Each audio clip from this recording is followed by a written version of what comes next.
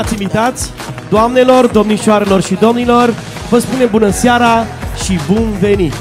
Încă de la început îmi revine deosebită plăcere să vă mulțumim pentru faptul că ați acceptat invitația Hotelului Grand de a participa la unul dintre cele mai frumoase evenimente de pe parcursul unui an, Revelionul 2025.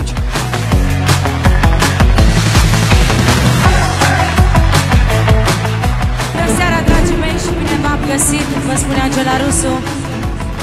Mă bucur tare mult și sunt onorată să fiu în această seară